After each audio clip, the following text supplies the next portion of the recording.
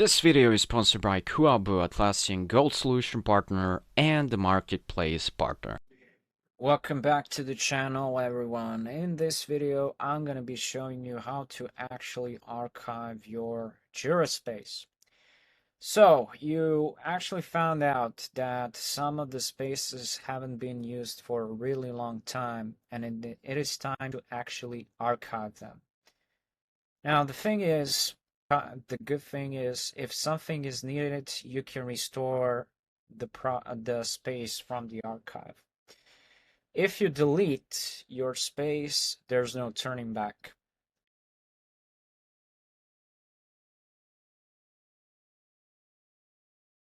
So in order to actually archive your space, you're going to click on More Actions right here. And there's this option that says Move to Archive.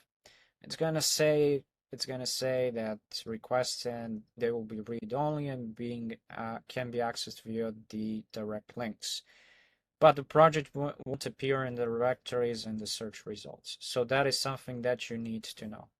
Now you have the actually option to go to the archive itself. And in here it's saying when it was being archived, by whom it was being archived, the name, the key, and the type.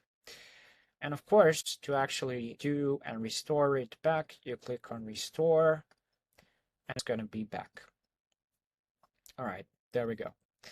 To actually see the archiving of the projects themselves, so you can also go to the settings in here.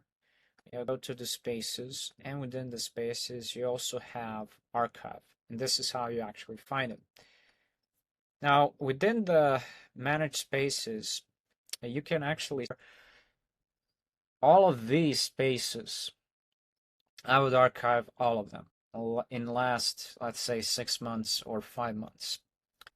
And for this last month, I would archive them. This one exactly as well. So 4 years ago, go ahead and archive it. Last year, I would also archive it as well. So all of that projects in there that you can actually see. You can also go from the manage space options and also archive them as well.